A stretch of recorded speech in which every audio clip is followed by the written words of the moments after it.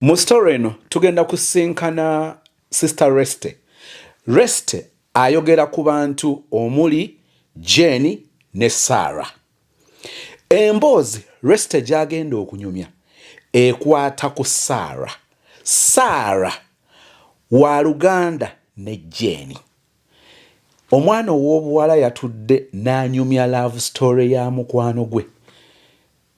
N'endabira ddala nga alinga yamukutte obukwasa azimwe n'atandika okumwogerera ku mutwe kubanga bw'ogiwulira ng'aginyumya obuuza nti eno love story gy'anyumya yiye oba anyumya ya muntu mulala. Amazima amatuufu gali nti Reste agenda kubanga anyumya love story ya Sarah. Nsaba ogiwe obudde naye nga nina ekibuuzo. Kisoboka nnyo omuntu okuba kugamba nga ye waliwo ekimukutte, nyinza kiyita ekisiraani, nyinza kiyita ekikoligo, waliwo chains, nga ne bw'aba agenda okuyambibwa okuva mu kizibu ng'ate amuyamba agwa mu kizibu n'alemererwa okumuyamba. How possible is that? Let's find out. Mukwano gwange oyo twasinkana omwaka oguwedde mu gw'omunaana nga guggwako.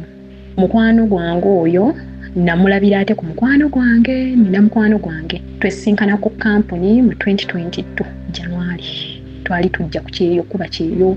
n'afuuka mukwano gwange ne tukuba ekyeyo kyaffe n'asooka okuddayo. Kati nange bwe naddayo mu gw'omunaana nampita mu mukyalire. Kati eno love story gye ndi okuwa ya sister w'oyo mukwano gwange, kwasi oyo mukwano gwange oba kyengezaako okuleeta oba okwogera onaakitegeera. Mukwano gwange gwe nasinkana ku kampuni kamuyite Jje. Bwe twajja ne tukuba ekyeyo ne kiggwako yansooka okuddayo, yaddayo n'akola bizinesi. Nze nange bwe naddayo 2024 mu gw'omunaana nampita mu mukyalire. Kati mu bizinesi yali akola ne muganda we. Kati oyo muganda we kamuyite Esi, erinnya lye gisookezaako Esi. Kati nze kunyumya ku Esi oyo obuzibu bwe yafuna oba onantegeera Mr. Soze. Kati munnange bwe nagenda olaba Jje mukwano gwange nga nvudde ku kyeyo gye nasanga oyo Esi nga muganda wono Jje bakazinzi naye nga bakolera awo wamu. Esi oyo teyasooka afuukirawo mukwano gwange era bwe natuukako oyo mukwano gwange yali akoze bbaala nga Esi yagula akuuma ka chips nga asiikawo chips nga yeye business gy'akolawo awo then ono nga bbaala. Era the first time lwe nagendayo ne muwala wange ne tubeerawo oyo mukwano gwange nasuula nawo. Esi ebigambo bye bitono nnyo naye kyakanze omutima gwakwatagana bukwataganye naye ne tubeerawo. Nensuulawo enkeera lwalo ne ngenda n'oyo mukwano gwange waffe mu kyalo. Ne tubeerayo olunaku lwali lumu ne tusuulayo then ne tudda. Nze neezire wange nze nali napangisa ekisaasi. Ono Jje naye nadda ku bizinensi ye. Kati mmange wange ekisaasi nga Jje aŋŋamba, Ara omanyi nti neera bakama bange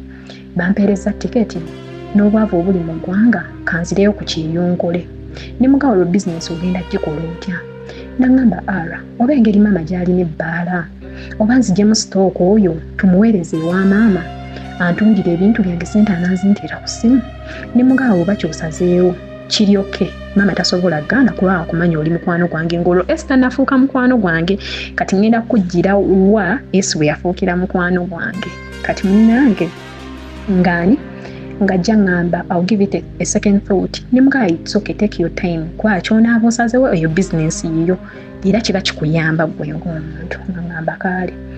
kati mbandi nali sirina kisaasi nali nzizayo ewa maama mu kyalo. Mbandi eyo nga nkubiranga ngamba Aromani ndi ku kisaawe ngenda. Ne mugawo yiye bizinensi ogikoze otya? Naŋŋamba bizinensi ngirekedde muganda wange Esi lwansonga nabitunuddemu nga Esi abadde akolerawo wanini ewantu. Ate ndeke nga bizinensi nzigyemu sitooko ye mmuleke ntya ajjukira tagenda ku kyeyo. Naŋŋamba nali nsuubira tujja kgenda naye ku kyeyo naye twagenda okgenda ku kampuni ne bamukebera ng'ali lubuto. Ne mugamba oba olubuto tali ready aluggyemu at least tugende ku kyeyo. Yaŋŋamba olubuto lwe akola ki alwagala. Kati ngenda kubuulira nze nnyingiriramu wa. Ne mugawo tekirina buzibu. Naŋŋamba naye onsuulirangayo okwo ku mwoyo n'ogenda n'olambula ku bizinensi yange. Ne mugawo bwe naafunanga obudde njagendayo kwa kati sirinayo ndi mu kyalo. Naŋŋamba kaali. Kati munnange bwe yaŋŋamba nti neera mugenderengayo okwo nze ng'omuntu namugawo it's okay naye saagendayo. Nze bwe nava mu kyalo nenzirayo ewange ekisaasi. Kati bizinensi gye yali sayidiza y'emutundwe ng'ate nze ng'omuntu nsabira nnyo wa Pastor Tom. kati one day mba ndi ewaka nga nteerako message ku WhatsApp nga ngamba ara esi muteerako message andika ku bluetick yalina ekibiina kye yali yaleka nga kati esi alina okuwangayo emitwalo 4,200 buli wiiki ng'aba azigye mu bizinensi ku magoba anaaziwaayo kati kolombo teyateekayo kati ng'ab'ekibiina bamuteerako message kati nga ngamba ara osobola okungenderako ku bizinensi yange n'olaki ekigenda mu maaso kwa esi muteerako message andika ku bluetick sitegeera what's going on cause n'ab'ekibiina banteerako message bangamba tebannaleeta ssente za wiiki eno biki ate nze naakaddayo sinnafuna salary sirina na bwe nnyinza gamba kumpalako anaawe eyali mpoze wuuyo oli Uganda ne mugamba tekirina buzibu naye nze sirina transport oyo mukwano gwange gye naŋŋamba nange ate ekituufu sikola ki sirina ne mugamba naye mweno wiiki mbadde njagala ŋŋende ewantu eyo ŋŋendeko n'emutundi wa Pastor Tom nsabeeko okwana nange nali mu process ez'okuddamu ttambula nga ŋŋamba kale tekirina buzibu take your time wonaagendera onyamba ompitireyo okumpa update era mukama nansaasira twayogeranga lwali lwa Sunday ku lwokubiri neefuna ssente nensooka nkubira esi nga saagala tambula butambuza ate ntuukewo ate nga waggale nasooka kubira esi ne mugando esi ngenda kujjako eyo njagala genda wa Pastor Tom sala saamulaga ki ekyali kindeeta exactly cause ekyokusaba it was part of it naye kyali kintwala mainly kyali kya business ya mukwano gwange kati ne ŋŋamba transport ajja kummenya okuvanga ekisaasi ŋŋende ensaba ate nveeyo kaŋŋende lumu n'ebbaaga yange ey'engoye mbeereyoko nga wiiki nviirengaawo ŋŋende nsabe okuba sulamu overnight nviirengaawo ŋŋende nsulemu overnight kati munaye nga ŋŋendayo nga ntuuka jjukira olwo esi yali akola ki yafuna olubuto naye nzaawe wonna yali tannafuuka kyali wange wabula nga sisita we yaani ye mukwano gwange kati munnange nga ntuukawo esi namusangayo nenkonkona abeeno boyfriend we yali mu business naye nga nkuzizzaako emabega olunaku lwe nagenda olaba mukwano gwange lwe nasooka ogenda olaba mukwano gwange gaayo oyo namulabako nga balina esi biki nga omanyi ebyebbaala biki we bityo samuwanya attention cause nali mugenya ate nze nali mmanyiwaani esi samuwanya attention naye nali mmulabyeko awo enkuzizzaako emabega kati we namusangamu mu business ne mubuuza banange gye baleko mulamu era namuyita mulamu nangaakale naye gye bali ne mubuuza esi waali nangaye gyali eyo emmanju yeebase nentuukayo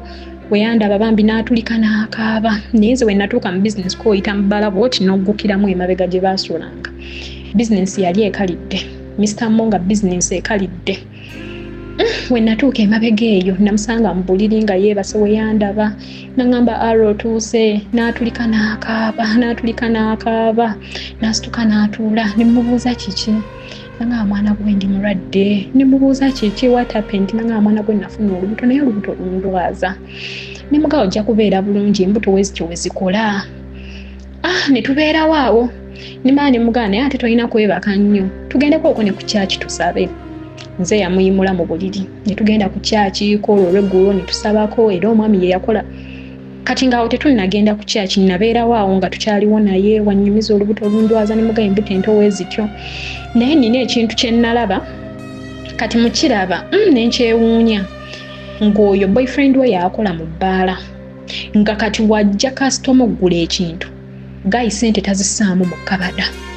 gayi ssente akola ki atwala ntwale ate mu kawunta waabanga akwatamu abajja mu change ne mugamba gundi esi lindako ono gayi fine ali kuyambako oli mulwadde naye lwaki omwesembereza nnyo tuuka okubanga waatunda ssente tazissaamu mu kawunta abajjamu bujja change okibalirawa era yabadde akolawo ajja n'ayera biki ne mugamba talina mirimu naye ng'era nkuzizzaako emabega nga najja kukyala bukyazaawe ewaani ewa mukwano gwange mugw'omunaana ono sisita woyo mukwano gwange Jonas esi yaŋŋamba bannange mukama yajjukira essaala yange jjukira singo maaza alinayo omwana we kati alinga mu 4 years agenda taninga 4 years tannaweza bulungi 4 years naye ng'agenda taninga 4 years singo maaza naŋŋamba mwana gwe mukama yannyamba oba twava nakuki nzijjukidde twali tuli awo ne ŋŋamba nze engeri gye nzirayo ku kyeyo sijja kwegatta na musajja at least nga siri ku famire kaŋŋende at least bankubemu ku famire kati oyo mukwano gwange yali busy ne bakasitoma ne ŋŋamba ono esi mperekeraako kolo twaboninga naye era emboozi teyaliiwo nnyo engeri gye yali nga si kyali wange nga just mukwano gwani nga just muganda wa mukwano gwange bwe twatuukayo nga bali kunkuba empiso ya famire ne mugamba esi oba naawe bakube nanga sisobola kwekubya kuba nze olaba omulenzi gwe nnina boyfriend wange by that time yali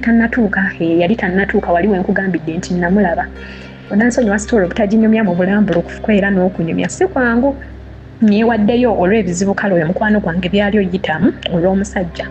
era namugambye simpa permission nkuyambe nkuweereyo love story yo cause neza data tazirina era agenda okusaako data ng'ayagala kwogera nange asaako na 5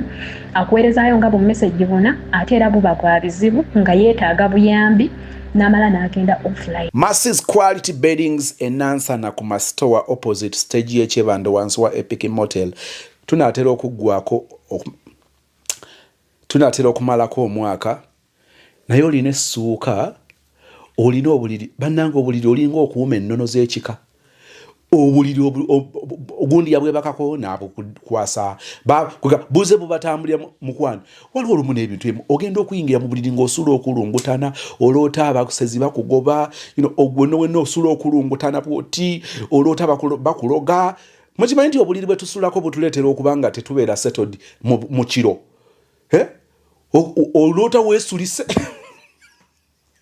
bakutuga osula ku buliri kyobwo ova muyiriba w'ekibuga n'obeera ng'olepuka fasi anti kaviiri bannanga abantu baawo anti kaviiri kakati waliwo gwe nabuuza ndiwe kakati nze totegedde nti ndi musajja anti kaviiri nkulabikira bino ebyokulakira nga byamu abantu bava mu kibuga nga bakooye so they need to go home oli ayingira bedroom nga kirya walla oyingira obuliri nga amasuka go genyini gamala okukolera bulala baye oyingira musuka ngeri soft Nuru ne Farida ndoza muntegera bulungi bwe njogera kusuuka mubandabira aba America bonna bannanga oyingira mu buliri nga buwogera bugamba good night right naye waliwo obuliri bwoyingira nga esuka zino ngulinga go bayuza olinga ayuza obudeya mukwano ku Masses Quality Beddings banagamba nkipise nnyo kintu nkiwanise nnyo nawe bali kikwasa oli kipika mukwano njala kutegeza from mattress cover protector bed sheets pillow cases duvet bed cover blankets ziri waliwo blankets ezo zenjagala ku Masses Quality Beddings bannanga ogikwata ku olususu bwe rutinga lonna luseerera ezo obutimba bw'ensiri ng'ensiri zikulengera ne wallahi nga tesobola ku access nga zikola enkiiko ne zigaba nango ono yewabula atulemye tugendeke wa neighbor nga bakutidde kubanga oyina ebyakabi carpets ez'omulembe doormats ironing boards mulekerawo okugolera buli wamu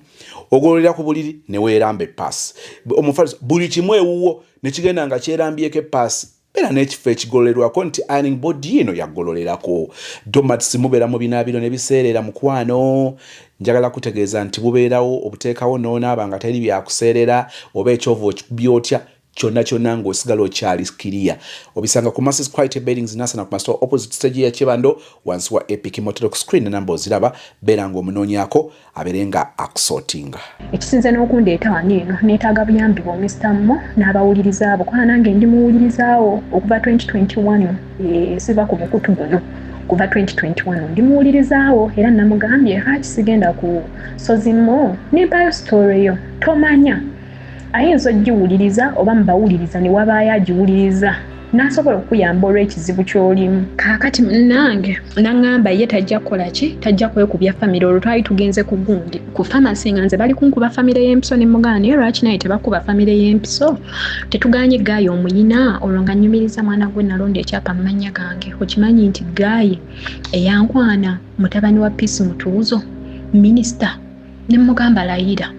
naŋŋamba ye mutabani wa minisita ne mugamba abasajja b'oku kibuga ng'abavubuka nga beesoma ng'olwo nno sinnamulabako oba yeesoma bwesomi naŋŋaate ekisoboka naŋŋa waliwo ne lwe yantwalayo ne mugamba naŋŋa ye amaka gatunula ng'omuntu n'andaga ne ku profile picture y'omuvubuka ng'ali mu ddiiro nga ddungi linyirira ne mugamba munnange woba olonze ekyapa mu mannya go muneekozesa ogwo omukisa tomanya nze ne mbankuba empiso ne tuddayo kati nkuddizaayo bino mbadde mbibuuze kati nga ngambye bwato kati nkuddizaayo wano eno we nayingira ne mubuuza kati nga tuzze eri mu kisenge ne mbuuza omuwala lwaki omuvubuka omuyigiriza okubeera ng'atunda ng'ate ssente z'atunda yazitwala nanga nedda muleke yabikwasaganya biki ne mugaa ate n'okwebaka ennyo kujja kugondeza ddala tugenda at least ku kyaki tubeereko eyo nga we tusaba olubuto olemerwe basa nnyo nangamba okay munnaye ne tugenda ku kyaki ne tusaba kati tuba tuva ku kyaki olw'eggulu nga ngamba naye siwulira bulungi ninga omulwadde biki nga mugawo jabeera fayini olubuto oluto bwe lutyo lulwaza ne tudda ewaka kati ekiro ekyo natandika okuvumira biki nga ndidda kamutwale mu ddwaliro ne mutwala sayidi ze ewaliyo era kiriniki nga nnungi ze zino kiriniki naye nga ddwaliro oba nkigambe nti si ddwaliro ddene ze zino private oba nziyite ntya nga in form of kiriniki naye nga bagabirawo n'ebitanda ne mutwala omukebera omusawo nanga bannange talina mazzi ne bamuteekako eccupa y'amazzi kati mu seefu mwalimu omutwalo gwe twajjamu gwe twagenda nagwo omusawo n'amuteekako amazzi n'amuteekako awo eddagala n'ambuuza alidde ne mugaa abadde tannalya naye ngenda mufunirayo ekyokulya naŋŋamba ko anali nzize nga nzize beerawo zaali nnaku 3 wiiki yali tegenda wera ko anali nzize n'engoye entono mu buno bubbaga bw'abawala obw'oku mugongo kati yalwalako olwo olunaku erwe yalwalako olwo olunaku nedda yalwala nkeera waalwo kati ng'ate enkeera oluddako lwe nnina okugenda kwana engoye ze nali ndeeseemu ntono kati munnange nga musawo ambuuza yalidde ne mugaa tannalya naye ngenda mufunirayo ekyokulyako wedda kyalya kyazza ne bamusaako awo eddagala omusawo naŋŋamba omanyi bbiiru yammeka ne mugaa nedda naŋŋamba ya mitwalo 7 ate muleeseeko mutwalo ne mugaa kanzireyo waka nno ne ssente kwajjukira boyfriend ye yali akola muki mu bbaala nga nzirayo muzza ebbali nga mugaa mulamu nno omanyi ekiriwo esi bamuwadde ekitanda naye beetaaga emitwalo 7 musawo tumuwaddeko omutwalo wabulayo emitwalo 6 nga gayanziza mu mboozi ndala awo nga ŋŋamba mukwano gw'oyo mwagala naye wa bizibu bingi omuwala oyo wa bizibu bingi alina ebizibu bingi nze mbadde mwagala ye nga naye wa bizibu bingi ne mugaa mulamu nze si kyekindeese onnyumya nze ekindeese kunona ssente omulwadde bakole ki bamujjanjabe nga ŋŋamba kale genda nzija nga ŋŋenda nga tutuulanga eccupa eggwamu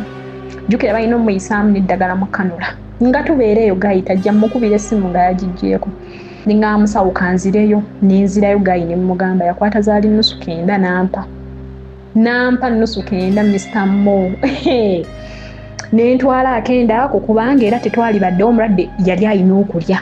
ng'ate gaayo oyo kyesigambye nga wakola ssente zonna mu bbaala amulekeramu 15,000 ez'okulya nga omanyi embeera y'e Kampala 15,000 zikole ki kati munnange engeri gye nali najja nga nange mpaayo olumu ez'okulya nga ngamba kanfumbe kuba yali alwala ng'ate era waafumba abatajja lya ng'ekiswa ekyo kimuyisa bingi era wemba nze afumbye ng'alya ku mmere bikiwe bityo naye ng'era olumu agizzaawo ebityo ne mubeererawo kajjukira ekyali kindeese laba bizinensi y'ono mukwano gwange naye embeera gye nasangamu muganda we yandeetera obutamugamba era ono namwatulira ne mumugamba gundi muno yakulekera bizinensi naye laba weegudde okimanyi ekibadde kindeese wano laba bizinensi eno naye kati mutandika entya mujja ttabuka kwa ssente y'ekyo eyeekola ki emenya ngenda mugaa natuuseewo buli kimu kiri fayini naye wekiba kisoboka nga boyfriend we alina ssente nga woŋŋambe akigule ko era ono munnange mukwano gwange gye ayagala gitunda ggyemu ssente ze ze yassaamu ko ataliiwo kati yogera ne bbaawo agigula at least awejja ssente gye akiveemu bizinensi esigale nga yammwe nanga ngenda kwogera naye namugaawo ke tekirina buzibu nze nga nsirika nga ebyo biggwa mbazaayo wali eri mu ddwaliro kati ng'omusawo nzirayo n'akenda nga ŋŋamba ku mitwalo 7 mbeere nga mumpaddeko omutwalo 9 ne mugaa musawo weesigenze nga ŋŋamba ono y'omulwadde sigenda mwesiga nze mu kikula kyange mu ndabika yange Mr. Mo omuntu ng'ondabye ninga omukyalo omuggumivu alina ssente siri munene nnyazi nsaaki ndi medium size naye ng'omuntu andabye alowooza nnina ssente era nze challenge nnina kubeera nga nnina kyenjagala okugula abantu ne banseera n'akuguza bbeeyi yawaggulu era nze ebiseera ebisinga niwe nali nga mu tawuni natambulanga n'oyo mukwano gwange wemba nnina kyenjagala okugula ng'era yabagayininga naye waaba nze niwe mbagayininga ntya banseera kati omusawo n'aŋŋamba kanneesigo ggwe kyendabye gwe tojja kundyaka mpe namba yo nenkwata namba yange nenjiwa omusawo n'atuta n'angamba enkya alina okudda muteekemu eddagala adde ne ssente zange ezo ne mugamba kaale nze nkeera waalo bakeera kunnona owe wange yakeera kunnona ne ŋŋenda kannembeera nga muteerako obubaka nga mugambe esente z'omusawo zisabe boyfriend musabe sente z'omusawo omakinge sure sente z'omusawo okola ki ozisasula zisabe nanga kaale nja musaba kati munnange nze nga ŋŋenda mba ndi eyo ng'omusawo ankubira aŋŋamba muno tannajja muteeka mu ddagala ate n'ekirala ssente biki nze nange wano ndi mukozi kwa business teyali yiye ndi mukozi aba alina oleeta ssente z'abendi bambala eddagala lya bbeeyi eryo lyemukuba ne mugaaka mukubireko nenkuba ku nnamba yoyo mukwano gwange nga teriiko naye yabbaawe nali nagifunye nenkuba ku yabbaawe ne mugaa munnange muula mukole obwesigwa kwa kati embeera eyo gye mulimu yakazigizigi omuntu omuzito yeetaaga eddwaliro kwabanga addukidde enikesi bitabuse naye mulina okubeera abasasuzi wootaasasule oyo omusawo mujja kuba mukirinze her trustworthy kati mulina okuba abasasuzi inkesi newabazzeemu n'alwala nga sinza amututte musawo we yajja kuba akola ki amumanyi era ajja mujjanjaba ku bwereere then ono afterwards amala atwaleyo ssente nanga amulamu ngenda zimu wagendayo kati nenziramu nenjogera n'omusawo nanga akale kamulinde babuuze bagenda kujja saameka kwa saagala bajje nga mukama wange waali mukama wange kijja muyisa byaŋŋamba abalwadde bakuba n'eddagala eryaki eryebbanja ate nga yabiŋŋaana nenziramu nenjogera ne bano ne mbabuulira essaawa musawo ze yali aŋŋambye era omuwala n'akola ki n'addayo kati munnange olwo ne luyita kati that's how we got the bond nze n'oyo omuwala wetu we twafuuka ba mikwano kwa namuyirawo omubiri kolwa tusibudde mu ddwaliro nasooka ne mmulekayo n'enziruka ne ngula emmere woteri zaali zikyali nzigule kwa obulwadde bwatabukawo ssaawa emu ne ŋŋenda ne mmugulira emmere biki ne tuvaayo n'alya kale ne mba nga mmufaako we twakonectingira ne tufuuka ba mikwano kati ku nno we nagenda saayina kirowoozo kidda mangu ago kati mba ndi eyo nga naakamalayo how many days ne wiiki teyawera zaalinga nnaku nnya nga nkubira nga akaaba naŋŋamba ara njagala ojja eno biki ne mugamba ate kiki buzibu ki naŋŋamba ara njagala kwogera naawe nze sibitegeera jangu ne mugamba ŋŋenda kujja naye simanyiddi naye nga ŋŋenda kujja nzijukira saagenderawo mangu ago nayisaawo nga nnaku 2 ne ŋŋendayo kati we nagendayo naŋŋamba naye ara nannyumiza embeera naŋŋamba naye ara nogayi yaŋŋamba mutabani wa minisita naye omanyi nti ani ssente ez'eddagala oba n'ezaaki tazimpa mugaana nti oba olina omumujjukiza abasajja baakujjukiza naŋŋamba ara nkubuulire nfuba ngezaako ne mugaagwe kati olaba olwo olubuto onaaluguza. Dembelio Properties and Associates oyagala okufuna poloti ensangi ku lw'e Masaka we got you. Oyagala okufuna estate ya Wakiso ku Hoima Road deal. Oyagala okufuna estate e Bujjuko ku lw'Emityana oli clear. Njala kutegeeza nti funa omukisa okweroboza mu estates ezo no contacting Dembelio Properties and Associates okumanya exactly walala we balina ettaka erya farming, oyagala kutekawo rentals, oyagala kutekawo serious business, oyagala ettaka nga it's a prime land mu kitundu ekiri bize mukwano bajja kubanga bakusotinga. Again olina ekibuuzo kyonna ekikubotheringa ku nsonga ez'ettaka, weetaaga okuwabulwa okuli by'amateeka bya biwandiiko zino transfer bwannannyini kakati ebyo byonna biconfusing abakufeera abakulimba babi complicating nnyo ne bazogera zi code ne boogera plot number n'olyanga ogetinze staka. Relax. Njala kakasa nti Madam Nancha Beatrice ajja kubanga akusotinga bw'oba weetaaga buwabuzi bw'amateeka kansa ali awo akulinze. Ku screen omulaba enamba ze weziri then munoonyeeko abamukola appointment musinkane ku Modern Havana Complex wali eri Lubaga ku bya Dembelio Properties and Associates ojja kubanga oli sorted. Ne mugaagwe kati olaba olwo olubuto onaaluguza naŋŋabula nkubuulire simanyi naye nfunyeemu thought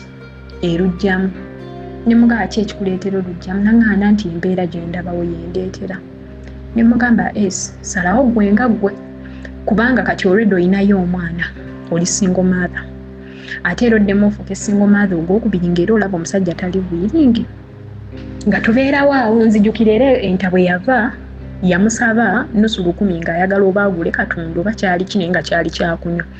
Onamugamba talina ssente. Jjukira gaayo oyo eri yamutwalayo emirundi gyalinga 2, ogumu gwali gwa kiro, omulala gwali gwa misana. Kati ngenda kujjira nkulage eri gye yamutwala waali wa minisita waabwe oba. Kati munnange nemugaa give it a second thought, nzijukirako Rosara nawo nnyo. Saasula ne ku kyaki saagenda nengenda mu byange kati ne butuuka nenzija nga nzize saba nga nsinziirirawo ne tugenda nga ne tusaba naye ng'embeera egenda ebijja ng'era njiraba bambi embeera gyalimu mbi ekyokulya kyakweyiiya we mbanzize ne tugatta oyo omwami we waalekawo 50,000 nange nengattako nenfumba bikiwe bityo naye ng'embeera si nnungi atoolo. Kati ne butuuke ekiseera ne babeera nga bayomba nnyo. Kati gali n'agamba okuva gundi mulamu we yajja wano eno tuba tuyomba we yali taliiwo nga tetuyomba oba yakuwa amagezi. Awo nensooka nenneesikamuuko nenvaawo jjukire kyali kimbeezaawo genda mutunde ku kyakyo saba ate awo ewaabwe waali kumpi. Nenvaawo ate awo weŋŋamba ewaabwe tewaali wa omusajja yali tasulawo lwa nsonga awo. Friend wange yaleka ng'asasuddewo yali asasudde emyezi 5 n'abeerawo myezi 2 n'adda ku kyeyo. Kati emyezi gyalingawo ngera emuganja gagenda mutundwe saba ngamba genda eri ewaka esi gyali woba oviira ddano ogenda mu kanyiga eyo ogenda osaba omala oveeyo okomewo ewaka weebake kwa yali asasudde emyezi nga5 ngera oyo Gayi tasulawo. Naye kyessaamanya nti Gayi wansi ne while we saabangawo nti yasulangawo. Yasulangawo kati nze we najja ng'ate onampise nabeeranga obstacle era bwatuuka ekisaani neesegulamuuko. Bwe neesegulamuuko era waayitawo akabanga. Esi naddamu nankubira nambuza oliwa ne mugaa ndi mu kyalo naŋŋamba sooka ojje biki bikyate embeera egaanye embeera etabuse. Awaani awo oba tumutuumireeta ki boyfriend katumuyite boyfriend. Kati awo boyfriend wembi yali amufuniddeyooko omukozi. Yali amufunidde omukozi ng'omukozi ajja n'akola omubbaala n'atambula n'agenda naye nga bakola naye nga ne ssente tozirabako oba okitegeera nga ne ssente tozirabako. Kati awo oyo omukozi yakolawo wiiki ne yeegoba. Kati waaliwo awo neiba n'agamba sinze nsobola okujjira omuwala mu kyalo najja n'akola akola bulungi era n'aleeta omuwala oyo omuwala najja n'abeerawo ng'era akola bulungi yali asula nawo ng'akola bulungi naye ng'era ssente mu bbaala tezikyavaayo ng'ebbaala yagwa. Kati munnange kolo nali nzize tuba tuli eyo mu kisenge ne tuva kusaba. Bwe twavanga okusaba nga tukomawo tudda mu kisenge ng'ono omuwala ye tumulekawo ku bbaala ng'akola ffe ne tugenda ku kyaki we tukomawo ne tudda eyo emabega gye twasuulanga tuba tuli eyo emabega ne tugenda owulira waliwo omukyala eyajja nga ayita oyo omuwala omukozi yo bamutuume ntyako ani erinnya lye naye litandikisaako kamutuume eni ng'amuyita eni ng'amugamba wangi boyfriend aliwa nanti boyfriend yejja ate n'oli mukwano gwange ejje kamuleke nga bamuyita boyfriend. N'amubuuza boyfriend aliwa n'amugamba taliiwo n'agamba mulabye waniina aliwa kono taliiwo. Kati gye twali munda n'aŋŋamba eryo eddoboozi nninga alimanyi ate boyfriend mulaba akukuta nnyo n'oyo mukazi yali mukazi mukulu ng'alinga mu myaka 3 mulaba akukuta nnyo n'oyo mukazi ate omukazi ajja waniina ali so arrogant ayogera nga waayagala ng'avaayo. Nedda nga ŋŋamba nzijukidde oyo mukazi mmumanyi baayogeddenga nnyo naani. Kati awo twali mu kafubo mu kisenge nzijukidde onansonyiwa ebimu mbyerabira. Twali mu kafubo mu kisenge boyfriend yalimu naye ng'ali mu kisenge nga tuli kwogera nga asazeewo olubuto akole ki alugjemu ko obuvunaanyizibwa alina bungi. Obwamuwala we yalabirira abaganda be. Kati ono kyesigambye kazini woono gye si baaluganda nti maama y'omu taata y'omu bakazinizi oba munaanfuna bakazinizi si baaluganda nti maama y'omu taata y'omu naye olwo oluganda nti kazini wekityo wakyali. Kati ng'ono ye mukulu ewaabwe alina olabirira abaganda be ne maama we ate single mother. Kati era kyesibanyumiriza we yatandika oyagala oyo omuvubuka boyfriend mu wiiki emu akuumako akachips ne bakabba mbadde neerabidde banyumiza badde mbeera bidobbi bagamba kwanze saali nali sibeerawo najjanga buzzi nga ate asoose kumpita mbu akumako akachips ne bakabba naye jje n'asigala ng'alabirira ki kyekiri kye nabagambye yalina bizinesi ya chips ng'ono alina ya bbaala jje n'abeera nga yasasulira sente z'ekibiina kye baali mu kwaka kubanga wiiki yali awangayo $40,000 naye nga z'abantu babiri ono mukwano gwange je ng'agamba ezze bazijje amagoba agavudde mu bbaala ge babawaayo kati nga yalina okuba ng'asiika chips ng'amagoba agavudde mu chips $20,000 gwe alina owaayo kati nga alina zigatta ono ne gibeera ena 2 wekityo wekyali kati awakuuma baali bakabbye takyafuna batunuulidde ebbaala ate sente nga we zivuddemu boyfriend zonna akola ki boyfriend azitwala kati munnange ono nga asazeewo aggyemu olubuto kati mu kusalawo aggyemu olubuto tuli eyo mu kafubo bali byogeramu nga gaya amugamba ekituufu omwana wange mbadde mwagala naye nina ebyali byesibyemu kati ekyanviiriddeyo okwogera eno story ningamba kanziki njogere nasoose nakuwebuuza ku kwawalwa ebizibu ebiteebereka bye ngenda obbagamba naye story ya Two Faces ye yasinze okundeetera okugamba nti kanzije nkole ki njogere eno story n'enkisaamu ne ne muga weetaaga buyambi kyo kyekituufu kwa buli kyagezaako kigaanye naye nina story weeti ne weeti gye nnawuliriza tomanya kwa Two Faces yabadde ayagala advice naye ono yeetaaga buyambi ate ngenda kujja lwaki nkireese wano kwanze ng'omuntu nagezaako muyamba ngenda nabbabuulira lwaki kyagaana n'abeerawo oyo n'abeerawo ng'alinga ali depressed olwekyo kye yawulira kwa already yali yakebera essimu ya boyfriend n'alaba ezo messages yali yakebera n'alaba ezo message nga boyfriend alinga eyeyagala n'oyo ayi naye ate ejjukira oyo ayi mu kujjaawo ku bbaala okunywa nze jjukira nali sibeerawo nga nzija nga ate amaze kunkubira kati ye mu kunnyumiza yaŋŋamba ayi oyo olunaku olwasooka okujja ku bbaala oyo ayi gwe eyayomba ne boyfriend n'atuuka omujjawo liiti ayi oyo okujja ku bbaala baali beeyagala ne mukwano gwa boyfriend oyo kamutuume yali yaleeta ayi oyo ng'era beeyagala kati ne butuuka ekiseera kwana era muvubuka mutoototo ali mu late 20s ate alina omukazi n'abaana ne butuuka ekiseera ndowooza yali akozesa bukozesaani ayi ne butuuka ekiseera n'amusuulawo kati mumusuulawo mbu boyfriend ye yanyiga ebiwundu mbu kwanze story ye yazinnyumiza lately kati mu kubeera nga yanyiga ebiwundu kati ono ayi ne yeefunzaani boyfriend n'akwata n'engoye ze n'agenda n'abeera ddala ng'ewa ayi kati ate mu kubeera ewa ayi ng'amugamba ye nannyini bbaala eno ye nannyini bbaala ebbaala lirye abali mu bbaala bakozi teyamubuulira mazima era n'abeera ng'abunyaawo ku kyalo kyonna kyonna olugambo nti je we yali adda ku kyeyo yamubuuza ebbaala naye nga teyamuwa wadde $5 wekityo wekyali munnaye Mr. Mo kati ng'olwo olunaku luyita nga ngamba kambeererewo n'omuwala kwa muwala muto nga kamubeerewo sijja mulekamu eno depression ate ali lubuto alwala asesema nga ngamba kamubeerewo nga ngamba nkubuulire nsazeewo olubuto kandugyemu ne muganda yo yina ssente nga ngamba sina $5 kati nga boyfriend engera waalwajja nga boogera nga ngamba kakati mulamu olaba nange nsazeewo kale olubuto alugyemu nga mugamba olina ssente nanga nina ssente zensuubira nanti nga yafekinga obulamu ng'agamba nti alina boutique mu kibuga agenda gitunda tekyakola bulungi bamuweemu ssente era agenda funa ssente biki kati nga naffe twakiteekenga ko oli omwami boyfriend beebino ebika by'abasajja nti alina akalimi nga yagambye ekintu okkiriza alina akalimi kati munnange nagamba naye omuguzi yangambye ajjanja nze singa muula osobola okumpola $5,000 nina brother wange dokita mba nsobola ogenda ne mukonvinsinga nampeera eddagala nine ono ani sinajjamu olubuto nze ssente njaze kuddisaawo ssente naziyina ne mubuuza ssente mmeka $5,000 era mukama nsaasire kye nakola kibi kubanga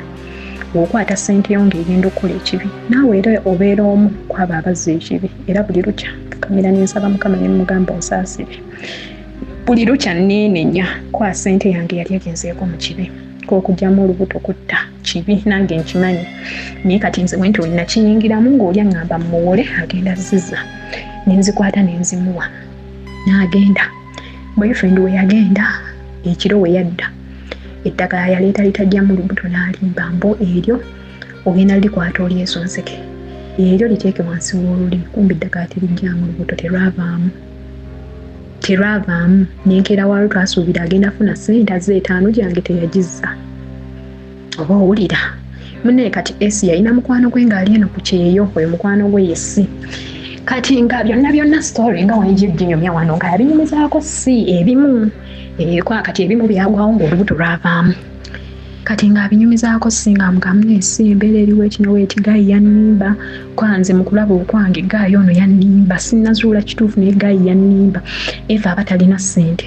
zaakola mu bbaala zonna azitwala biki sinamugamba ngenda funa ssente nja kuwa kati sinamusuubiza omuwa ssente it was a Thursday ate nze mu kyalo mukadde nankubira nga neetaaga nimugamba ono omanyi esi kangende mu kyalo mukadde neetaaga nja kuddako ekyalo kyaffe tekiri wala ndi mwana nzaala yeerugazi kanjogere nengenda mu kyalo ewa mukadde kakati munnange ssente baazimusindikira ndi mu kyalo kwa mu kyalo ewa mukadde nagenda lwakusaba ssente baazimusindikira lwakuna katwe bamusindikira ssente olw'ebyo yali ayiseemu okuswala takyayala mu kitundu kyawo jjukira ono omukozi ng'akyaliwo ng'akyaliwo ebyo byonna byagwawo nga ne eni akyaliwo jjukira eni omusajja ye yali yamuleeta ne butuuka omusajja n'amugoba omusajja n'amugoba nga takyalina na ssente zimusasula yeye agenda abanja wiiki n'ennaku nga 4 nga tazimuwadde n'amugoba n'amugamba agende takyetaaga mukozi kati laba bwe basindika ssente ko lwe bagoba eni olwokuna ono mukwano gwa esi eyali ku kyeyo si lwe yamusindikira ssente kati esi engeri gye yali stressed ng'ali desperate esi ng'agenda mu ddwaliro kati nga nkuzaako emabega omanyi story sinyanguza nnyumya naye I'm trying my level best kankuzeeko emabega awo ebyo byonna nga bibaddewo biki ani esi ono yaŋŋamba naye omanyi sisara tugendeko eyo tunoonye eddwaliro tubuuze okugyamu ekintu kino ssente mmeka ne mugaanira eddwaliro eyo gye nalaba eyo sayidi zeeyo namuwongo dungi tugende tulabe ne tugenda ne tubuuzaako ne bayitawo namuwongo katukireke sayidi zeeyo dungi naye sirya bbeina nga tugende tubuuze nga tutuukayo tuyingira mu ofiisi ya dokita tumubuuza ebintu byeyaso personal tebikkirizibwa mu Ministry of Health tebikkirizibwa nga dokita twasooka ne twogerako ne naasawo nga tumubuuza nga kamusirike na dokita gwe mmanyi gwe ngendo bbawa nga amuyita dokita Sanso bano bakwetaaga biki nga bagamba send them to my office nga tugenda tutuukawo mu ofiisi jjukira ono mukwano gwange nga wenkugambye esi wa bigambo bitono ebigambo bitono nnyo bitono kati nze yannyonnyola omusawo nga munnyonnyola nga mbuuza mulina ssente mmeka jjukira olwo tulamuza tetulina wadde $5 ne mugaa tulinawo $7,000 nangamba naawe leka ezo ssente ntono nnyo ekintu kigenda mu myezi 3 ezo ssente ziba ntono olwo tulamuza nga sinnagenda na mu kyalo nga biri ebyo oli gundi ani ayi byakagwawo nga bayombi ne tugenda ne tulamuza ng'olwo sinnagenda mu kyalo nzizeeko emabega katono kati munnange nangamba ezo ssente ntono ati singa obadde n'emitwalo nga 15 naali kibakoledde buli kimu nekiggwa tumugaye kale dokita katugende tunoonye ssente ajja kudda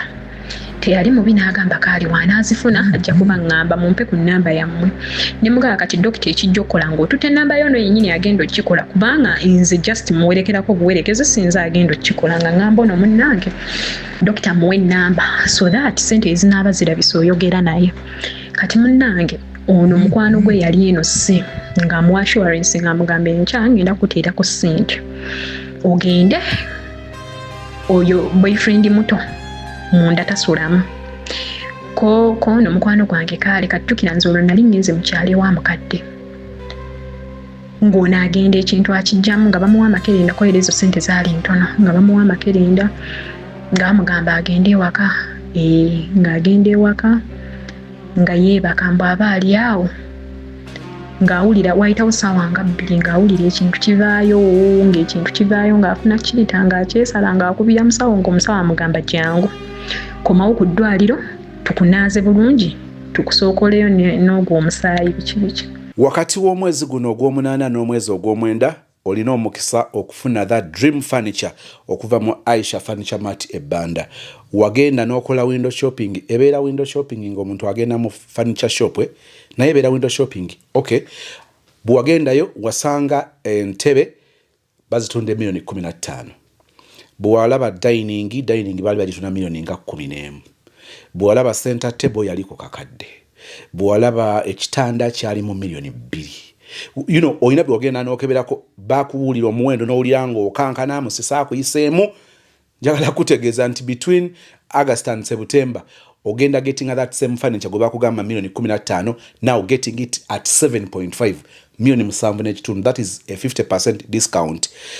Twali tuogera ne mama Aisha n'agamba nti nkubulye Katonda ankoledde ebyekisa okubanga mpeza emyaka 5 kati mu nsi kiki nnyinza okuwa Katonda. N'asalawo nti $10,000,000 agenda zisaddaaka eziri mu furniture we. Kyava agamba nti jangu obeere ng'otwala furniture yennyini gwalambula naye ng'omutwala ng'asaliddwako 50%. Ate nno n'akuwa n'omukisa bw'oba tolina ssente z'awamu kumusasula mulundi gumu n'akugamba nti jangu depositingeko between August and September. Depositinga then make a payment plan nti ngenda malayo November, ngenda malayo December, ngenda malayo January, kibeere nga kigguka. Mama Aisha akugamba buli kibajje kimubuuze, tomubuuza kibajje eki kesi z'abafu oba zaamukola kibannange tazikola ate talizikola. Ku screen omulaba alina enamba egi, then bw'otuuka ebbanda awali ekipande kya Nabisusa Girls, side etali ya kipande ojalaba ekizimbe kiriko Aisha Furniture Mart Chama ye showroom. Noonya furniture yena gw'oyagala. Ng'era amangu agagenda mu ddwaliro yali abiyita byangu, nze teyasooka kuŋŋamba at first. Kati olwokutaano kwaba akikola lwakuna, olwokutaano mba ndi mu kyalo nga sirina ku programs eddamu town. Nga mpeereza message nga ngamba CCR okyali mu kyalo nga mugandi mu kyalo nga ngamba mbadde nkusaba komawo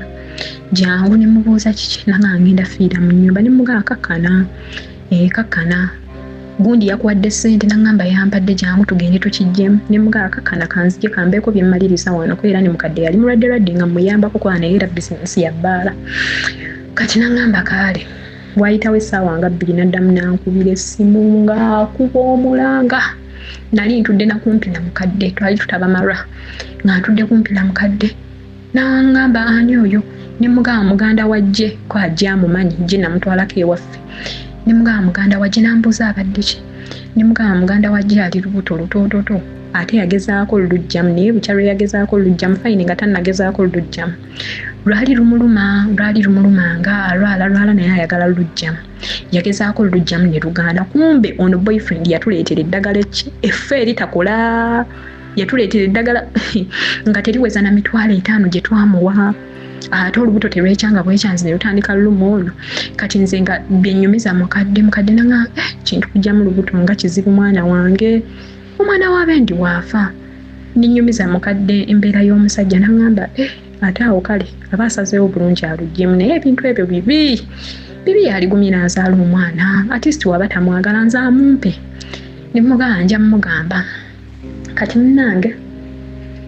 mukadde nanga alinnya genda yoolabe linnya olaba akubye omulanga bwe gutyo ku ssimu tali mu mbeera nnungi. Nze Mr. Mo nalinnya piki okuva e Lugazi, ekitundu kyange kankyogera okuva e Lugazi mu kyali wa mukadde paka Mutundwe saalinnya na taxi nalinnya piki n'enkalakata okuva e Lugazi paka Mutundwe nsange mukwano gwange. Era namukubiranga ne mugaagulawo olujinzija nanga asisobola ne mugaagezaako we yaggulawo era ne mwambaza kwali yeesibye kaleesu ne mwambaza ne tudda mu ddwaliro eryo lye nagamba nga nze mmanyi mumutwala tujjemu kintu tutuukayo nga musawo ambuuza ate omulwadde abadde ati ne mugaalinda ku musawo nanga kyo yazze twakikozeeko ne mbuuza ono mwakikozeeko nanga ye neefa obulumi ne bamuzza mu sikaani ne bamukebera jjukira ezo zonna ssente ne bamukebera biki musawo n'amukaawa asigaddeyo obusaayi bwetaaga kukola ki bwetaaga kukokota terwali olwo lwe bamutwala mu sikaani lwali olwo musawo n'agamba ayina onnyo ennyo tali kunywa ate omuntu aba akoze gundi abortion aba ino nnyo n'amuteekako awo n'amupima ng'alaba gundi ziri wansi nnyo n'agamba oyagala kufa oyagala kundeetera bizibu biki okimanyi nti okugyamu olubuto tekikkirizibwa oyagala kufa n'amuteekako awo eddagala ery'amaanyi biki bikijjukira nange nali mu process zange za kutambula naye nga nina ogenda ku kampuni we nina okuddukako wenzija olaba ono omulwadde biki ndi ku process akawunti zange ozitereeza mu banka byonna process n'amuteekako awo eccupa biki ne tugula ebyokunywa kwolwo ne tukamula obutunda ne tukamula ebyo bituruutu biki ne tukamula n'anywa n'abanga atereera ye ne butuuka nga tasobola tambula bulungi ne mubuuza kiki n'agamba oba ebyuma bye bankozesa bye biri okugira ki okunnuma kwaba bakuteekayo mbu ebyuma ne babeera nga bakiriininga mu nda eyo biruma nanga oba bye bindeetera obutatambula bulungi ye n'agamba naye wano wansi mu abdomino munnuma ne mugaa tuddeyo mu ddwaliro ne tuddayo era ffe twafuuka bakasitoma beeri eddwaliro ne tuddayo mu ddwaliro kati kola omusawo lwe yagamba kati mukebere mu sikaani tulabe mukebera mu sikaani nga waliyo obusaayi butono obwasigalayo ate nga balina okuddayo mumuteekamu ebyuma ate babunuunemu kati nzaawo namulekawo nensooka nziruka kwa nali ntereza akawunti yange mu DFC yali ekyankalanyemu nenziruka ne ŋŋenda kati ate ne bamumaliriza nga sinnabalanga bannange bamaliriza jangu sikyasobola tuula biki ne mugamba nzija nsonyi wanduddeyo nzija ne ku boda nga tasobola tuulako nga tulina tambula mpolampola oba kufuna mmotoka biki era twatambulawo mpolampola kati munnange nga tutuuka ewaka biki nga mbeerawo awo nga mubeererawo awo saddamu vaawo namubeererawo kubanga embeera gye yalimu nga teyeetaaga lekawo naye kati ngulu bizinesi egwiridde ddala nga kati ono boyfriend lwayagadde lwakola ki lwagulayo buno buwalagi jjukira ssente ze yalinga akola ng'azitwala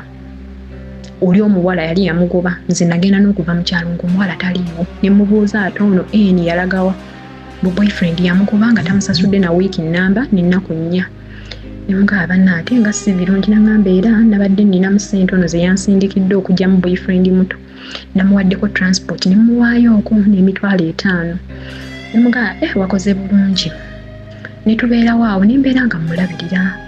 nga yeetaaga nnyiga ate awo ebya kampuni biki ne bampita n'ensooka ate nvaawo okwo ne mmuleka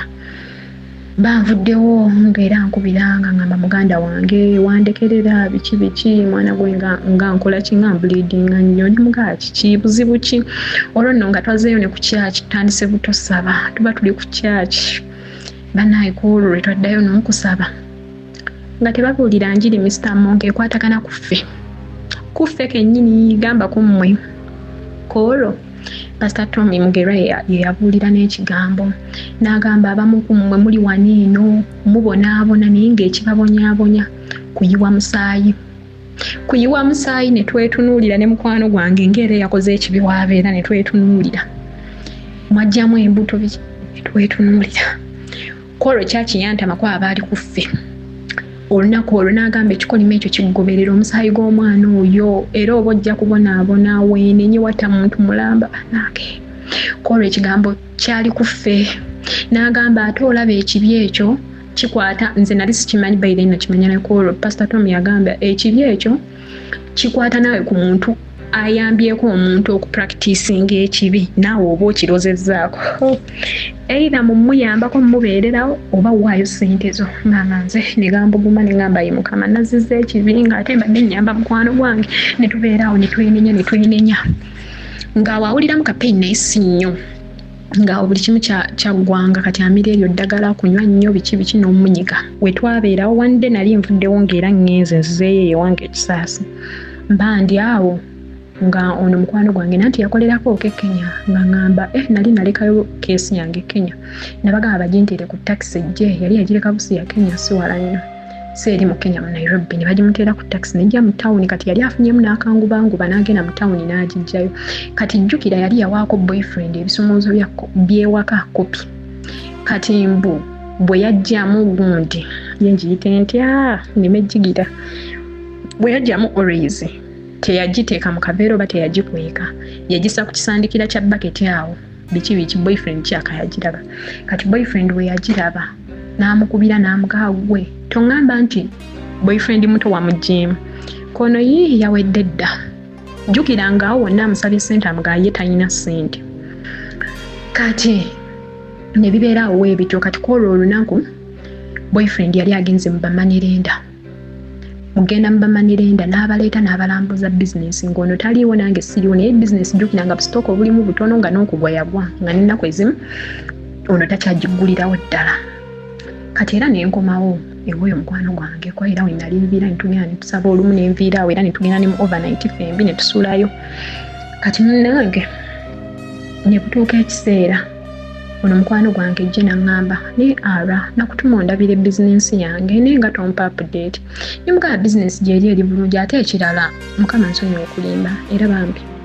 gye yankyawa si yannyiigira naye yankyawa. Naye nsaba kwa kimmanyi ffe bakadaama abasinga tetubula kusozimu. Kimmanyi gye yonna yonna gyali wali baawuliriza Mr. Mo aliwulira story eno era alitegeera. Kwa binnyumyako ebimu yabiwulirako kimmanyi era alitegeera. Naye kati nze ye wano lwaki mbiyingiramu okubeera nga yannyiigira okutuuka okubeera nga ndi muntu mubi. Nze wano wembiyingiramu nali nnyamba muganda we nali ntaasa bulamu bwa muganda we. Fayini era nali mugamba ebya bizinesi biki naye ate gye kimmanyi yalinyiize n'atuma muganda we owaddala bizinesi bagitwale ate nga naani noono muganda we kazini we ye yali emubeezaawo nga mumaaso bizinesi ng'emabega gy'asuula era baba kutwala bizinesi. Fayini yalisobodde okusigala ng'asulawo ku emyezi gyali gikyaliwo naye yalibadde nga ali completely ku ttaka kwa wano yali egudde naye nga at least ereetayo ez'okulya. Kati munnaye Mr. Mo ono mukwano gwange nenkomaawoko nembeera waawo. Kati ono mukwano gwange ejje n'atandika otteeka ku pressure n'amugamba bizinesi wagifunidde omuntu agigula oba nedda. N'amugamba boyfriend yagambye agenda gigula n'amubuuza ddi nti lwakusatu. Nengamba ku byonna byonna ebyagwawo gaayo naakulaze nti mulimba kale obuzibu bwe nalaba ku mukwano gwange oyo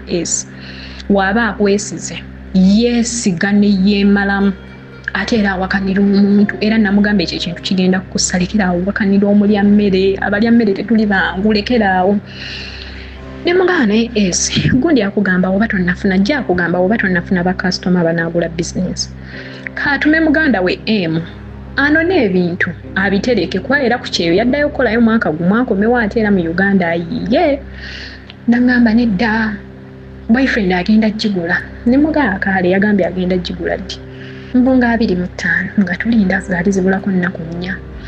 Nze nali nvudde nawo nga nze ku kampuni nanti nabeera on and off nga 25 nga gye ampeereza message nga mugajja wabula nkubuulire nsonyiwa sikuwa update ezikwatagana ku business naye kyoba omanya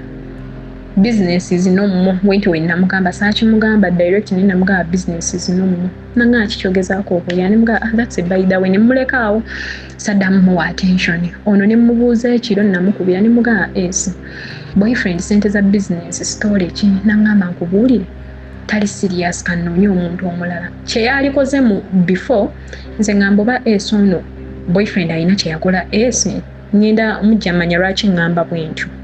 Natuuka ekiseera nendaba nga boyfriend alinga alina kyeyakola kwa obwongo bwe waliwo bwe bwatuuka ne bujaminga era nze singa saayita naye mu mbeera wetyo singa namuggyako dda engalo naye ekinkozesa kino natuuka ekiseera ne mumusaasira kwa waliwo omuntu gw'otunuulira nga yali alina amagezi naye ne butuuka ekiseera sigamba nti oba talina magezi naye ne butuuka ekiseera ng'olaba engeri gya reasoninga alinga atali yekka. Ne mugamba naye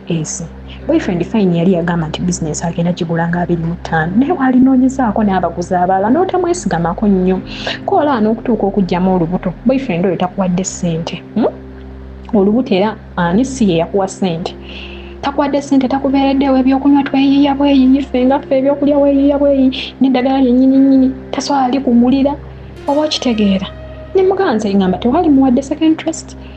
wali badde nga ati ofuna ebyo nno byonna mbimugamba tuli ku simu ndi ku kampuni ne mugamba tewali muwadde trust wali badde ng'okola ki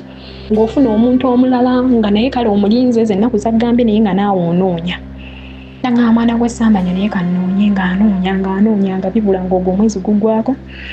ye gwagwako ogwo omwezi gwali guggwako ng'ogujja rent gwe basasula ow'emyezi 5 yali aggwako nali ku kampuni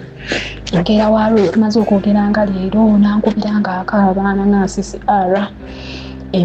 omwezi gubulako ennaku mbale bubale nve mu nnyumba ya landiroodi ko ayankubidde n'aŋŋamba asasule rent ate omukazi oyo yali abanja ssente azikubanja wabulayo n'ennaku nga 5 ku 7 ng'olwedde yamukubidde nga yeetaaga ssente oba si kyekyo agifuluma agifuniremu omuntu kati n'abiŋŋamba awo ne muga olwedde bampise ku sleep over naye ŋŋenda vaayo naye nga nze mpulukayo ku sleep over nagenda ye kukola ki nabasaba nti essimu yange efunye kuraka ngitwala mu tawuni gitereeza ne baŋŋa agenda naye tosulayo sadda munaye nga ŋŋenda ng'asanga esi nga ŋŋamba naye omanyi kye tugenda okukola ka ŋŋambe ejje atume muganda we anone ebintu bye ne mugamba ate that's the best decision gy'okoze ko akati weeba ebuliriddwa omukozi artist mugamba agambe muganda we ebintu abinone kati nga butuukanga ŋŋamba nga sinagamba muganda we kansi ogenkebera ebintu byoba weebiri munnange ebintu nga wuufa baazisitula dda tezikyalimu nga ne kureti ezimu temukyali jjukira nanti ebbaala baali tebakyaliggula nga lyagwira ddala kati ng'emizindaalo baali baagigyeyo baagiteeka wansi wa kawunta ne batuuzaayo kureti biki yalwawo kimanya nti omuyaaye boyfriend emizindaalo yagisingayo dda mu bammanerenda kati nkujjira nabimanya ntya era nze story yono omukwano gwange esi Mr. Monze yanzija ku basajja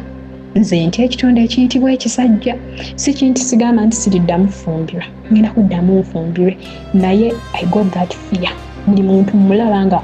mulimba okusinzira ku story yono omwana kati nkujjira tugenda okebera tupange ebintu ono agambe ono ojje agambe sister wajja abinone ng'emizindaalo tegirabika nga ne kureti ezimu tezirabika nga mugamba boyfriend alina kukopya ekisumuluzo nti ye nga mugamba mukubira nga mubuuza boyfriend emizindaalo wagirabako wagitwala wa nga muganze nagitwala nja kujjaawo nkubuulire nga mugamba jje alituma muganda we nnona bintu bye nete emizindaalo gy'abendi mpunze bamanerenda baali bammanja n'engiwaayo waatyo bwe yamuddamu naga tufudde emizindaalo gy'abendi tufudde yooliwa ono n'atandika onnyiga essimu bize gamba nti katandise abali kusozi mugamba nti katandise wano firimu weetandikira munnange kati munnange ng'ona ŋŋamba omanyi waliwo owa boodi eyaŋŋamba nti boyfriend oyo abeera mu ghetto zeeri n'empakana naye yandagirirawo okwo nina ennamba ye kamukubire mmubuuze nga mugamba mukubire wewa booda kamutuume ki kamutuume ke ng'amukubira ng'amugamba ke kazi wagamba boyfriend abeera wanamugashi oyo abeera mu gundi mu ghetto zeeri wewe n'atulagirira wati naye teyatulagirira exact ewantu exactly naye yatulagirira area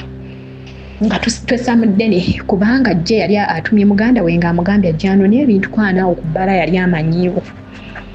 nga twesamudde ne tugende tubanje emizindaalo munaye nga tutuuka mu area nga tubeera awo tuli staaka nze munaye Mr. Mukama yampa ekitabo ekyokumanya nze omuntu ne waaba baba luyita lumanyo nze omuntu ne waaba alina kyayagala okunkola ekibi either muloota oba mwekengera oba nkitegeera simanyi nange wekibeera naye nze bwentyo nkitegeera tutuukamu eyo area buli omu ali bize biki ne mugamba naye esi oŋŋamba tweyongereyo eri naye omutima gwange oguŋŋamba boyfriend abeera waneeno wennyini we tuli naŋŋamba kirabika era kituufu abeera muzina ennyumba eziri mu kikomera tukonkone tuyingire ne mugamba totawaana esi nze omutima ogwange guŋŋamba boyfriend abeeramu ogwo omuzigo ogusoboka nga enzigi ez'ebiti ez'okutega obute zinaŋashira tegisoboka oli omwana wa minisita naawe ng'abeeraawo kyekiri kye nagambye nti esi we yeesiga omuntu yeesiga nnyo ye ne wamubitroyinga alwawo kikkiriza nti bamubitroyinze kale kyekika ky'abantu abalwawo ssalawo alwawo ssalawo naye nga waba asazeewo asalawo lumu olw'ensonga kati kyekika ky'abo abantu ate nze ekika kyange yenza omuntu asalawo amangu naye ate eyo mudda nenkiraba nga ate I made the good decision nsalawo mangu Stella alemera nnyo ku kintu nkita mangu eyo type y'omuntu ŋŋanza ate ye y'omuntu alemera ku kintu ne woobanga omutulugunya n'abeerawo naye olunaku lwagamba nti asazeewo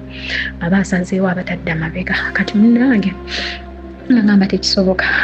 mutabani wa Pisi Mutuuzo ng'abeeraawo tekisoboka naawe Mr. Mo gamba nti nga nkyama ku muzigo nga mbuuza omwana waliwo omwana ow'obuwala myaka nga 15 nga mubuuza muwala gyebaleko nga nze nkyamawo nga mubuuza muwala gyebaleko nga ngamba kale naye gyebaleko nga njogera erinnya lya boyfriend nga muka boyfriend mwali namubuuza nga akimanyi mwali omu kwanze saali wa kitundu kya Mutumbi ntali nzijjako buzinga ate ekindeese nzija director wo baba nze nali neebeerera Kisaasi kati munnange nga ngamba mwali nga muyita taata waliwo akuyita bannange okuba kateni nga ye boyfriend gamba nti nga ye boyfriend mukwano gwange we yali amaanyi gamuggwa Mr. Mo n'anoonya w'atuula nga talabawo ne yeesigama ku kisenge bwe nti boyfriend we yalaba nga yenze ng'ate n'ono mukwano gwange Esa amulabye n'addayo munda we yadda munda n'afuna akadomola n'ayitawo n'agenda nga ku ttooyi n'akubira Esa essimu n'amugamba va wano tambuludde ewaka nja kujja nkubuulire ng'olwo ndi awo ne Esi mukutteko nga yenna agigumirawo ati gamba nti omwana wa minisita ng'ava mu muzigo nga guli mu ghetto ng'omulyango gwa kiti ng'ate gwa kutega butezi ng'ate omulyango ogwo gulimu n'ekituli gusobola okuyingiza emiyaayo gamba nti mutabani wa Peace Mutuuzo nga waava abasajja balimba si bonna naye bannange wosanga omusajja alimba Mr. Ma abasajja balimba ono mukwano gwange nga ngamba CSR tugende ne mugamba olina amagezi nga bw'obiwulidde omwana ow'obuwala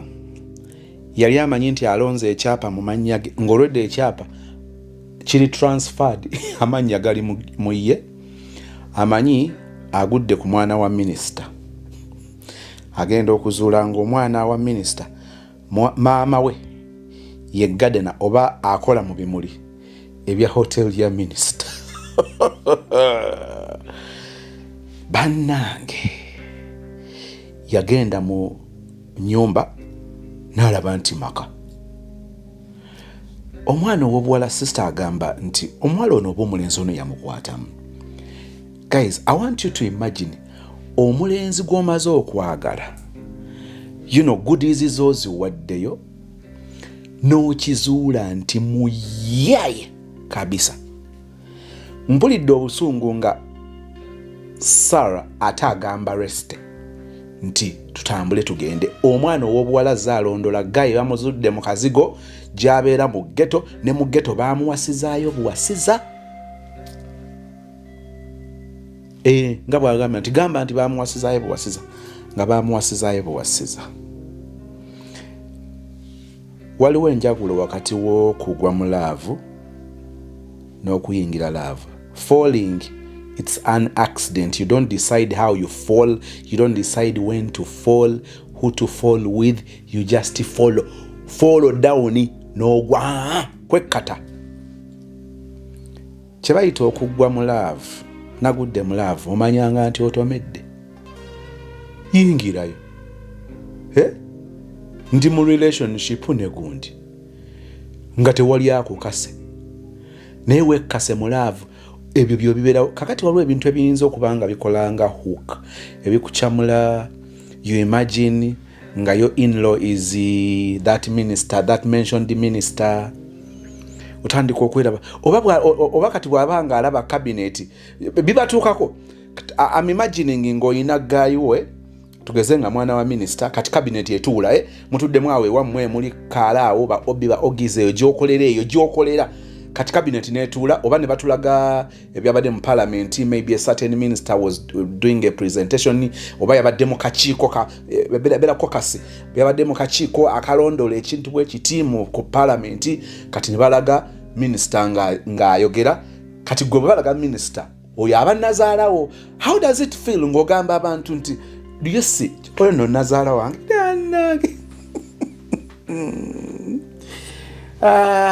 waliwo laavu wetajja kuntuusa. Mbabuulire oba tugenda tukula bukuzi waliwo by'otandika okukula n'okulamu n'ogamba so what if the mother is a minister, if the father is a minister, so what? Kati ate ffe abamu bwe tugenze tubayingiramu tetukyabeegomba nakubeegomba. You look at honorable member of parliament ng'afuna emiliyoni tugeze take home ayinza kuba nga take home ali mu miliyoni nga 2 take home. What is 20 million? Miliyoni 2 constituency erina amagombolola ameka? Bannange bafiirwa. N'agenda aziika tulina gye twabadde yabadde sides eyo kanimekogere omubaka parliament bwe yazze okuziika naawe amabugo ga mitwalo 2 abantu bayombye emitwalo 2 but in the same family yali yakavaawo nga tewannawera na wiiki nga naye era yataddewo same home same kijja. Lwaki awadde emitwalo 2? Guys, those people don't have money. They don't have money. You look at a minister, they don't have money. Era kyovulaba obuli bw'enguzi bugenda ne bubeera obuli bw'enguzi ng'oli alina kukuba ddiiru ku baluguudo ne basaba kickback ne babuza ebintu ebikyabamalamu mbukubanga ono omwana wa gundi ono mwana ensi ekyuse kati ate waliyo family eziri serious nga akatogobe katokota bekasiriira buuza nti aha bakola batya. Taata mulala n'omwana mulala. Mujjukira wano love story eya sister eyatuwa kastoreke ka relationship ke taata we yayogera ebizimbe byalina mukamba ne bagamba nti ebizimbe ebimu byali biriranye olaba mapeera awali Central Bank, that is Mapela House. Ebizimbe waliwo ebiri awo kali nokkirako eno nga ku mutaasa twabala kumpi ebizimbe nga alina ebizimbe 5 awo naye bannangu omulenzi oli omulenzi yasooka okukola kwe kumulambuza era yamusangako n'akakasa ddala nti bino ebizimbe bya taata woono. Ne mujjukira kiki kyeyanyumiriza mu kubanga kati okuyita ku kizimbe nga kino ekizimbe kya ssezaala wange tumbavu. So what? Waliwo ebintu ebibamalamu kubuli yagala musajjawo. Look at him. Ntunuulyanze nga sozi waabwe. Look at me nga sozi. Ekyo kyesisobola kuwa tewali gwe ngenda kikunyuulako nzije nkikulira okujja ng'oyagala ng'eno enzibe. Mutunuulire abantu kati biri ebyabalala kubanga family ye Kateba nga yakitiibwa sebitiibwa nti bagenda kukukolera kino kino. Omwana alina gy'ava ati okuswala alina ekitiibwa kyalwanirira. Just that. Nenjala kubategeeza ono sister ekyamusuula mu mbi. Mwana kubeera nga aliko ka title mwana wa minister. Kati ndowooza ne bwe yabanga agaba ebyala alina bye yagabiramu awo yagabanga zi ministule abala gye batugabira obutale ne kati nze kabatekobanga bangabira zigita bangabira ennanga ba producer bona studio bazibagobamu ne bazinga zirikodire bozona zigadgets ezo kamera ziredi asagala kungabirabo Canon ongabiranga ka Canon olingwako njagala ziredi zi black magic bwezityo bweziba lenzi yogerera mu zi prime lens bwezityo zigi master nekati oli akagabanga ministry mama nabagamba nti waliwo obulamu omuntu bw'aba nze nga bw'obunnyonnyola nga nkugamba you don't need a boyfriend, you need a job. Oba kikola sensi bwe nkiddamu. Mukimanyi nti eri abawala nga teyeetaaga boyfriend nga yeetaaga mulimu. Just a job. Bw'aba asobola okweyingiriza emitwalo gya 3-5 omwezi ng'omulenzi si gwe yeetaaga. Bw'owuliranga osikirizibwa okwagala omuntu ng'ova ku ye naye nga owulira ogenda kulya sho kubanga weetaaga mulimu.